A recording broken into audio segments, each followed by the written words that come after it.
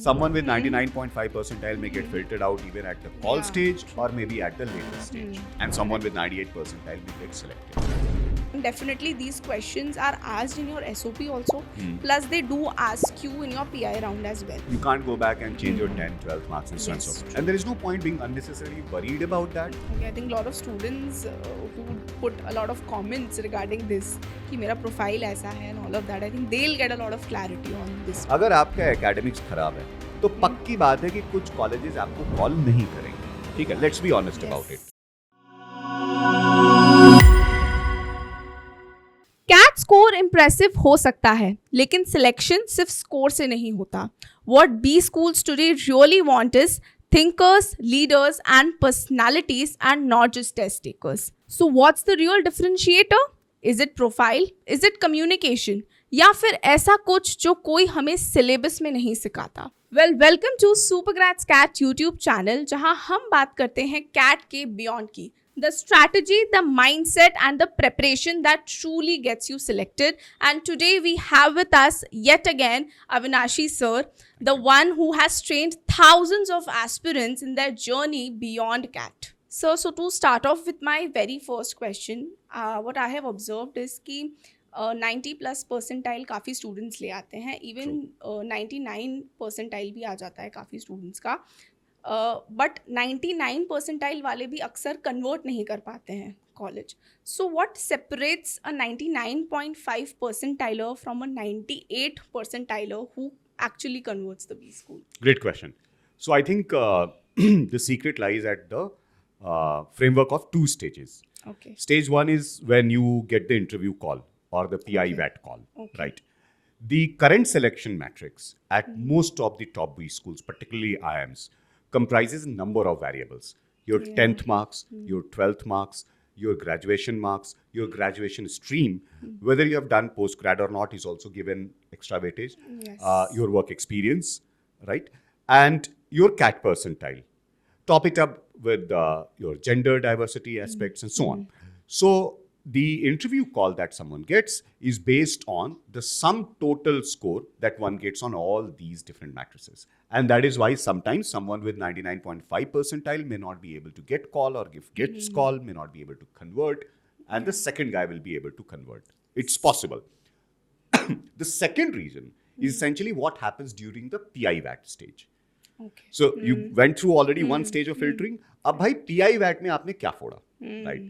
Were you able to, prove your I candidature? think a lot of students who are even confident to speak a lot of things, but I think PI में फिर वो वैसा perform Very true. नहीं कर पाते. Very Correct, true. yeah. So that is how someone with 99.5 percentile may get filtered out even at the call Yeah, stage or maybe at the later stage, right? And someone with 98 percentile may get selected. Yes. Okay. All right.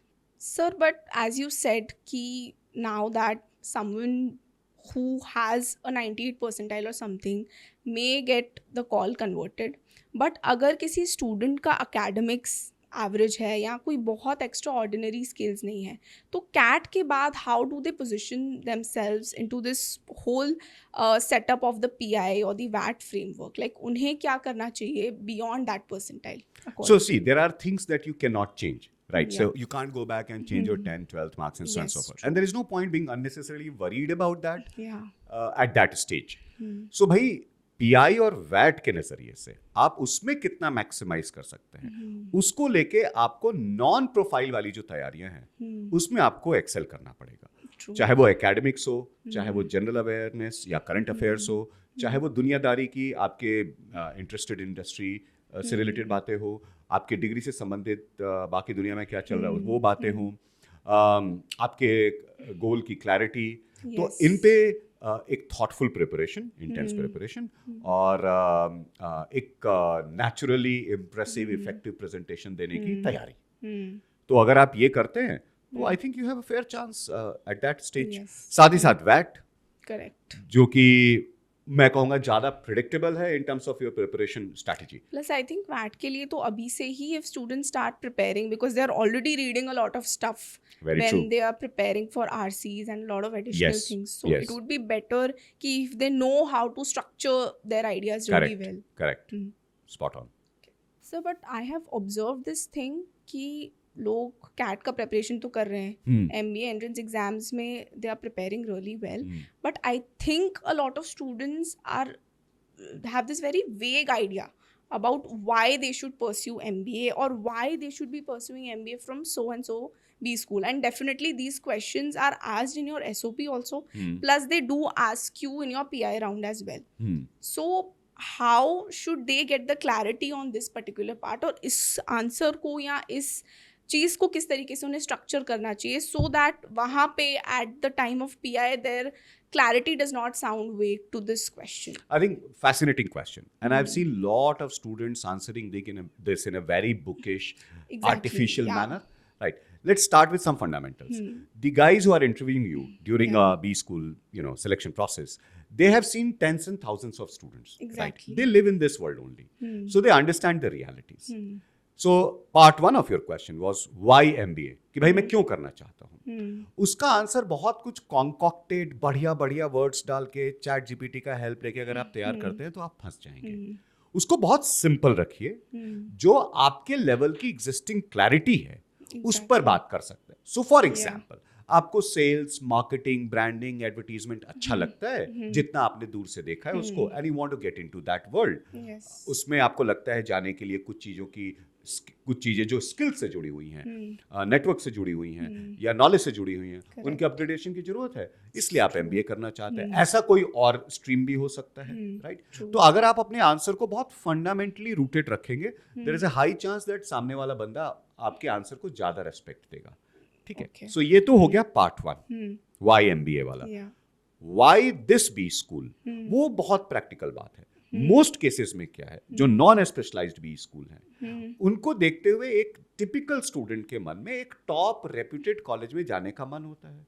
उस basket में करीब 15-20 मान लो B schools हैं. Correct. उनमें से जिससे call आती है वो हर एक के इंटरव्यू में अपीयर होता है. आई थिंक दिस आंसर तो should vary as per, I think students बहुत वैसा आइडिया लेके चलते हैं कि मैं एक स्ट्रक्चर आंसर बना लूं and let me replicate it everywhere.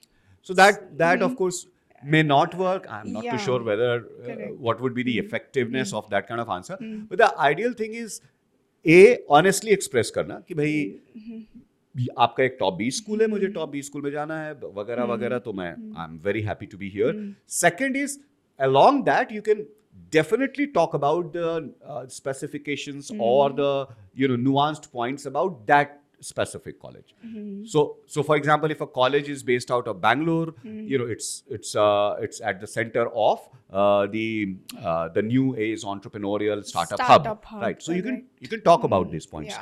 But सिर्फ इसीलिए आप वहां पे आए हैं, ये तो बहुत ही कुक्ड अप चीज हो जाएगी. राइट. जैसे कैंपस प्लेसमेंट्स में मान लो इन्फोसिस आई और बच्चे से पूछा why do you want to join Infosys. अब भाई बच्चा वहां क्यों इंटरव्यू दे रहा है? उसने बीटेक किया है, उसको नौकरी चाहिए, नौकरी रेप्यूटेड कंपनीज में चाहिए. इन्फोसिस उसमें से एक रेप्यूटेड कंपनी है, तो वो बैठा हुआ है. तो जो नेचुरल रियलिटी है उसको रखना, साथ ही साथ ये जरूर बता देना कि आपके कॉलेज की कुछ विशेषताएं हैं, वो मुझे पता है. That makes it even a more special case.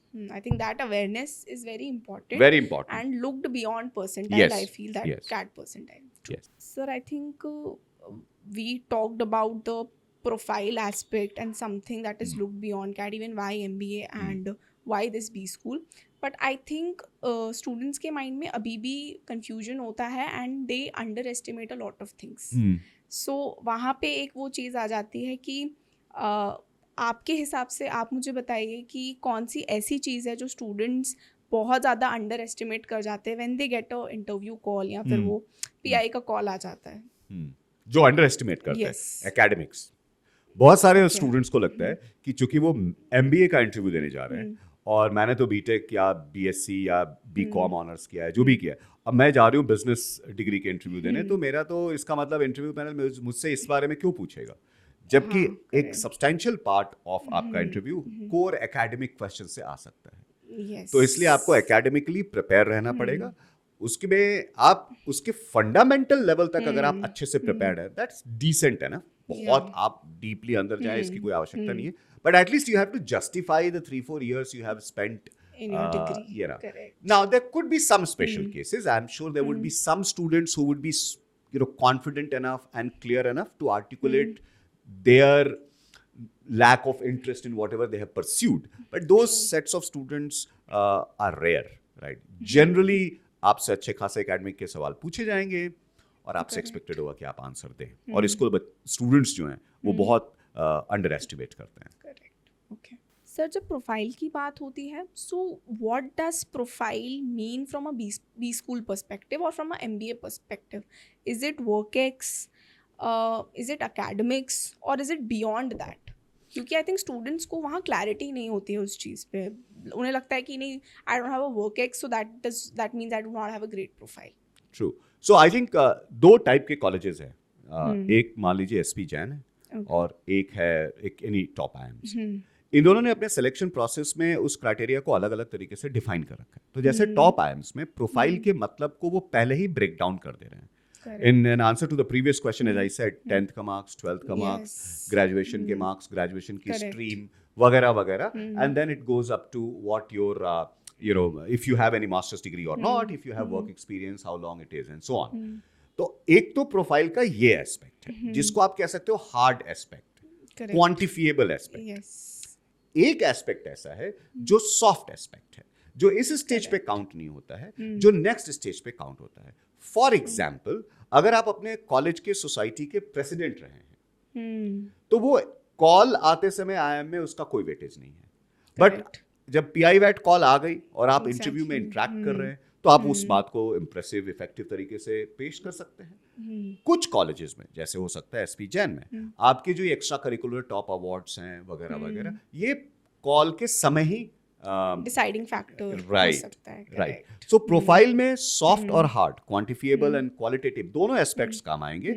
अलग अलग स्टेजेस पे आएंगे. करेक्ट. और अलग अलग कॉलेजेस के अलग अलग स्टेजेस पे आएंगे. आई थिंक ये क्लैरिटी बहुत सारे स्टूडेंट्स को नहीं होता है. Right. And that's why from now onwards I think they are very into that part कि अरे मेरा एकेडमिक्स अच्छा नहीं है, सो माय परसेंटाइल में अगर अच्छा ला भी दूं तो फिर what is the guarantee that I will convert or I will get a call from so and so. I think we have to be very honest about it. अगर आपका academics खराब है, तो पक्की बात है कि कुछ कॉलेजेस आपको कॉल नहीं करेंगे. ठीक है, let's be honest about it, right, by and large. But इसका मतलब ये नहीं है कि आपके करियर पे क्वेश्चन मार्क लग रहा है. अपने पास 99 परसेंटाइल लाने वाले 3000 बच्चे हैं 3 लाख में से, राइट. 95 परसेंटाइल ऊपर लाने वाले करीब 15-20 हजार बच्चे होंगे, और ये ब्राइट बच्चे हैं, और ये अच्छे अच्छे कॉलेजेस में जाते हैं. अपने पास 40-50 टॉप कॉलेजेस हैं. अभी SIBM पुणे से, I am just forgetting the name of ma'am, she became HUL CEO, right, like a couple of days back. So what I'm trying to say here is that if you are doing well in terms of your CAT score, maybe, and if your academics is bad, maybe you will not land up at A college, but आपका B में हो जाएगा, B नहीं तो C में हो जाएगा. अगर आपकी प्रिपरेशन अच्छी है, राइट, तो और परसेंटाइल अच्छी है, राइट, और आपने PI-VAT वगैरह की तैयारी अच्छे से की है, तो आप अच्छी जगह पहुंच जाएंगे. उसके बाद ठीक ठाक कॉलेज में मेहनत करिए और आपका फ्यूचर ब्राइट है. इस पे बहुत ज्यादा सेंसिटिव होने की जरूरत नहीं है कि अरे अब मैं क्या करूं, right. There is nothing to worry on that part. I think a lot of students who put a lot of comments regarding this कि मेरा profile ऐसा है and all of that, I think they'll get a lot of clarity on this. Yes, see, it's true. I mean, let's be honest about it. कुछ students का, और ये IIM call simulators तो बहुत सारे कंपनीज ने बनाया, हमने बनाया है, right. One can estimate at what percentile you will get a call or you may not get a call, right. But I am saying ठीक है, मतलब मेरा IIM बैंगलोर में नहीं होगा तो IIM कोझिकोड में नहीं होगा, IIM कोझिकोड में नहीं होगा तो MDI में होगा, IFT में होगा. बहुत सारे टॉप कॉलेजेस हैं, और इन सारे अच्छे कॉलेजेस में से किसी से भी निकल के आप वर्ल्ड के टॉप कंपनीज के CEO बन सकते हैं, right. So I don't see बहुत ज्यादा हमें उसको लेकर इमोशनल होना चाहिए. करेक्ट, है ना. So since we spoke about the academics part, that how students are very sensitive about that case, I think there is another factor जो उनको बहुत ज़्यादा ट्रिगर करता है. अगर उनके पास कोई एक्स्ट्रा ऑर्डिनरी स्किल्स नहीं है या प्रोफाइल बहुत ज़्यादा ग्रेट नहीं है, then they think कि I am just a commerce और अ आर्ट्स और अ इंजीनियरिंग बैकग्राउंड स्टूडेंट. सो वो अपने रेज्यूमे के बियॉन्ड या अपने SOP के बियॉन्ड फिर वो कैसे स्टैंड आउट करें? I think fair question. देखिए, we have to recognize one difficult situation that many students face in the Indian MBA selection process. Indian MBA selection process में वेटेज कई बार इसको दिया जाता है कि आप कहाँ पहुँच गए हैं. Correct. इस बात को शायद रिवॉर्ड नहीं दिया जाता है कि आप कहाँ से आए हैं। करेक्ट। ये जिम्मेवारी कैंडिडेट की है और वो जिम्मेवारी है पीआई के दौरान, राइट। करेक्ट। तो आप अपने अचीवमेंट्स को, अपने एफर्ट्स को, अपने इनिशिएटिव्स को कितने इम्पैक्टफुल तरीके से प्रेजेंट करते हैं, ये कैंडिडेट की जिम्मेवारी है, जिसमें वो कॉन्टेक्स्ट बताए, राइट, फिर अपने एफर्ट्स को बताए, फिर उसका इम्पैक्ट बताए, ट्रू दैट। राइट। सो अगर आपके पास कोई नेशनल लेवल सर्टिफिकेट नहीं है, अगर आप किसी कॉलेज के बड़ी सोसाइटी के हेड नहीं है, ऐसा नहीं है कि आपकी स्टोरी एंड हो गई वहां पे। There are number of other things that you can talk about there. True. Also another practical, आपके पास इनमें से कुछ भी नहीं है, मान लीजिए करेक्ट। आप वहां एक अच्छी परसेंटाइल लाकर पहुंचे हैं, आपने You've सिंसियरिटी already दिखाई है, proved your कमिटमेंट दिखाई है। benchmark, yeah. अगर आप में आप एक केपेबल कैंडिडेट नहीं होते तो वहां नहीं बैठे होते। करेक्ट। तो आपको ये जरूरी नहीं है उस मोमेंट पे सोचना कि मैं औरों के कंपैरिजन में कैसा हूं। What you have to focus on कि आपके बेस्ट सेलिएबल पॉइंट्स क्या हैं, true that. Both in terms of quantitative and in terms of qualitative interview में एस्पेक्ट्स। वही मैजिक यू हैव और वो आपको बताना है, और ये हो सकता है आप 5 अच्छे कॉलेजेस में इंटरव्यू दे, एक में सिलेक्शन ना हो, 2 में सिलेक्शन हो जाए, 2 में आप वेट लिस्ट में आ जाए, चलेगा। True. There's nothing wrong about it. Okay. So before we end up this episode, one final question. ऐसी कुछ छोटी चीज़ें, the small things that would really leave that lasting impression on the B School panelist, like what would you suggest? कि ऐसी कौन सी small things है that could create that lasting impression? Ability to accept mistakes, अच्छा, okay, I think that's Humility. very strong. right? I think a lot of students, as I said earlier, think that this is an artificial, concocted process in which you are going there with personality makeup and you're trying to present some, as yourself as someone who you are not. Right? That is not going to work. Right? People who are interviewing you would have interviewed, as I said, 20, 30,000 students. They are able to see through you. So the idea is how best I can present what I am, not what is not essentially my profile. Okay. And therefore, I think this misadventure of trying to create something, write something, say something about yourself, which you are not, often ends up harming your selection process. True. आप जो है आपके अपने अच्छे points क्या हैं, आपके positive points क्या, उनको स्ट्रांगली रखिए। आप ये भी बता सकते हैं कि आपने कुछ एक्सपेरिमेंट्स किए, उसमें आप फेल हो गए, उससे आपने क्या सीखा, कहीं कोई गलती नहीं है। सो humility and ability to accept mistakes, it's a very very sort of positive impression creating points. Wow, I think that's a very powerful statement right there. Yeah. And I must add something. जैसे student से पूछा जाता है what is your weakness, अब वो कहीं से तो किसी तो सोशल मीडिया चैनल से पढ़ते हैं कि वीकनेस में कुछ ऐसा बता दो जो एक्चुअली स्ट्रेंथ है, Reddit पे या राइट, पे कि सर मैं इतनी मेहनत करता हूँ कि कई बार मैं हेल्थ का ध्यान नहीं रख पाता हूँ, मैं इतनी पढ़ाई करता हूँ कि कई बार मैं अपने सोशलाइजिंग एक्टिविटीज से मिस हो जाता हूँ। ये सब फिर से ये कॉन्कॉक्शन है, ये काम नहीं आएगा। आपकी शॉर्टकमिंग्स पूछी जा रही है, वीकनेसेस पूछी जा रही हैं। एज अ ह्यूमन बीइंग हम सबकी वीकनेसेस आई होती थिंक हैं। वही चीजें हैं जो beyond percentile students should start working on themselves right now.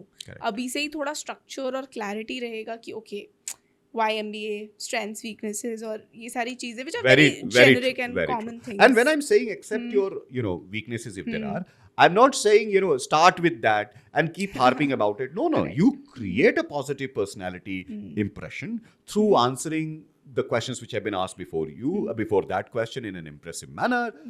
आप अपने strengths बताएं, but जहां आपको weakness बतानी है, आप humble तरीके से अपनी बातें बता सकते हैं कि भाई मुझे सुबह उठने में दिक्कत होती है, या मैं कई बार थोड़ा एग्रेसिव हो जाता हूँ, या मुझे लॉन्ग किताबें पढ़ने में थोड़ी प्रॉब्लम होती है, या जो भी आपकी वीकनेसेस हैं। Correct, right. So I think humility and ability to accept mistakes that one may have made while experimenting with various stages of life.